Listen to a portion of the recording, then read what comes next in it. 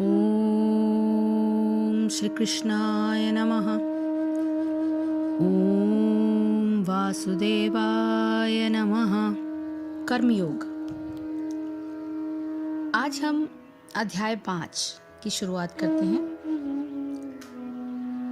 कर्मयोग कृष्ण भावना भावित कर्म क्या है, इसके बारे में इस अध्याय में शुरुआत इसी से होती है कि कर्मयोग क्या है।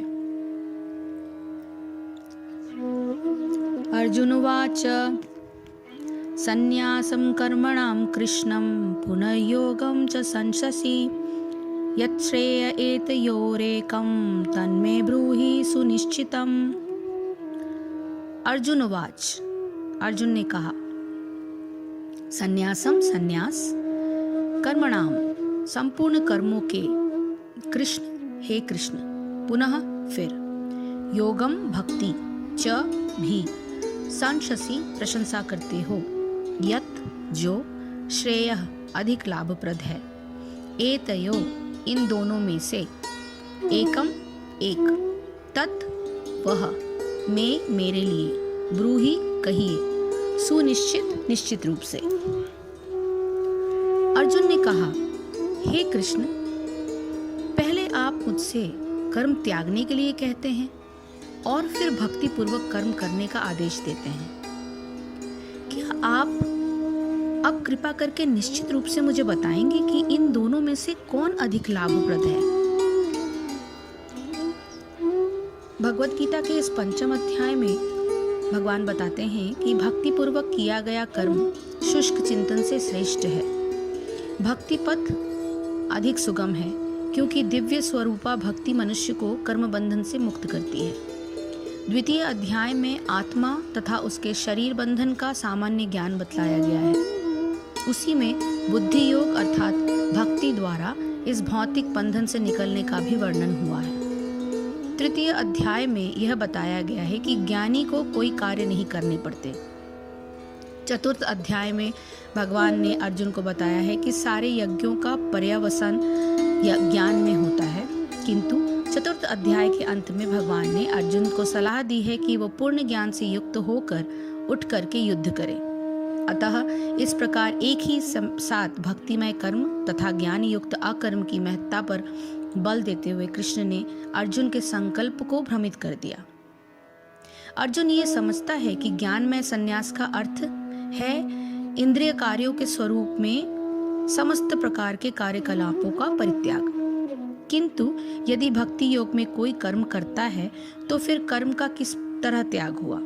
दूसरे शब्दों में वह यह सोचता है कि ज्ञानमय संन्यास को सभी प्रकार के कार्यों से मुक्त होना चाहिए क्योंकि उसे कर्म तथा ज्ञान असंगत से लगते हैं। ऐसा लगता है कि वह ये नहीं समझ पाया कि ज्ञान के साथ किया गया कर्म बंधनकारी न होने के कारण अकर्म के तुल्य ही है।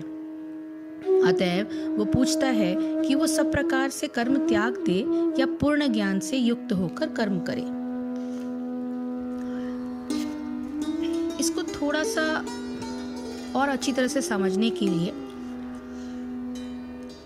पहले हम इस कर्म संन्यास योग जो कि 5वां अध्याय है, इसको थोड़े से और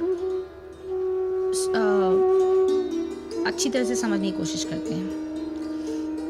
इसमें दो योग की दोनों निष्ठाओं यानी कर्मयोग निष्ठा और सांख्य योग निष्ठा का वर्णन करते हुए भगवान इस बात पर बल देते हैं कि फल की दृष्टि से इन दोनों निष्ठाओं में से एक ही परमात्मा तत्व की प्राप्ति होती है।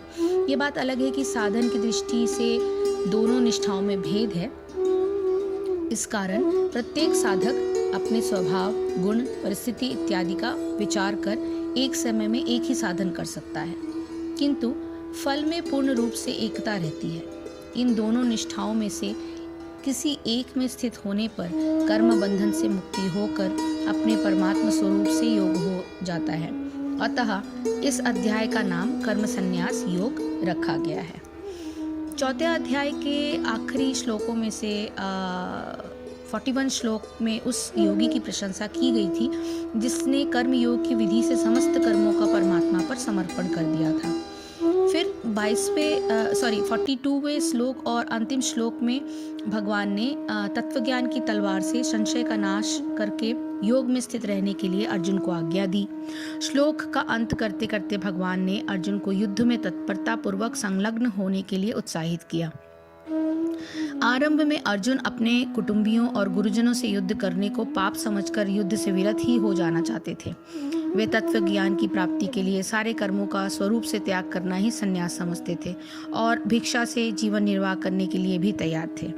इसी आधार पर उन्होंने भगवान से यह प्रश्न भी किया था कि उन्हें युद्ध में प्रेरित क्यों कर रहे हैं। ये प्रश्न ही तीसरे अध्याय का आधार था। उस अध्याय में कर्मयोग के द्वारा परम सिद्धि की बात कही गई थी। तीसरे अध्याय के 19वें और 20वें श्लोक में फिर उसके बाद के अध्याय में तत्व ज्ञान की प्राप्ति के लिए किसी तत्वज्ञ महापुरुष के आश्रय में रहने की प्रेरणा भगवान ने दी। चौथे श्लोक के चौथे अध्याय के 34 श्लोक में। किंतु ऐसा करने से युद्ध में कैसे प्रवृत्ति हुआ जा सकता था। इस प्रकार से बुद्धि में भ्रम हो जाने के कारण अर्जुन ने भगवान से अपने तात्पर्यों को पुनः स्पष्ट करने के लिए अनुरोध करते हुए ये प्रश्न किया जो 5वें अध्याय का आधार है। तो उपरोक्त कारणों से अर्जुन भगवान से प्रश्न करते हैं, जो कि ये पहला जो श्लोक हमने पढ़ा उस श्लोक की थोड़ी सी और व्याख्या।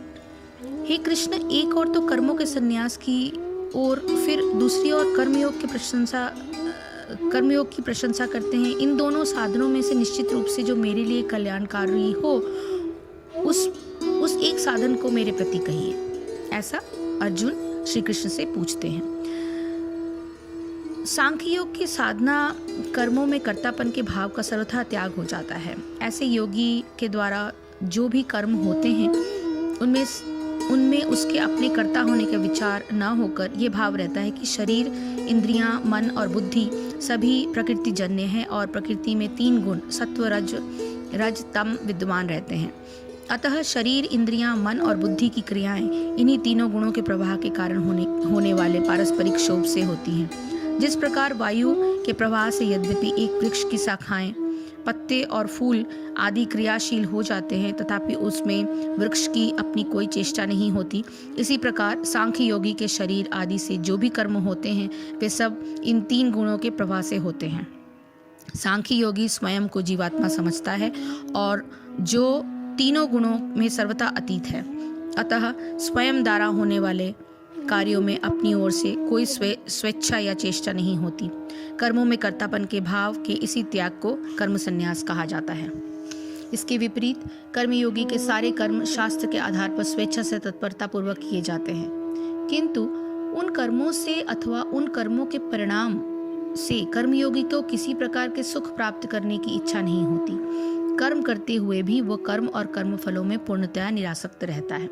उसके द्वारा किए गए सारे कर्म लोक संग्रह के लिए अर्थात लोक हितार्थ ही होते हैं। कर्मों के लोकहित में होने के कारण कर्मयोगी का जीवन निर्वाह भी यद्यपि अपने आप उसमें निहित होता है तथापि कर्मयोगी की दृष्टि उस पर नहीं होती।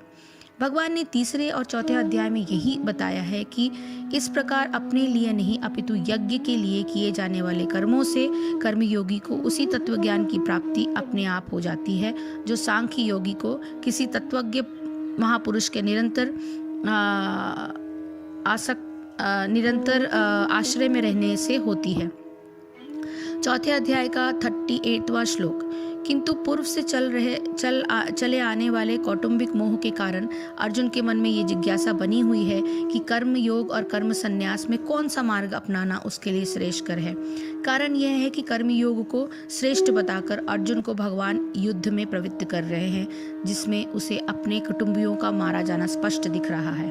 दूसरी ओर संन्यास के लिए उसे युद्ध से विरत हो जाना ही आवश्यक दिख रहा है, जो अध्याय संख्या 2 के श्लोक संख्या 2 में भगवान कश्मलम अर्थात पाप पूर्ण बता ही चुके हैं। अर्जुन के इस प्रश्न का उत्तर देते हुए भगवान आगे कहते हैं, हरे कृष्ण कृष्ण कृष्ण हरे हरे, हरे राम राम राम हरे हरे। जय श्री कृष्ण, जय गुरुदेव।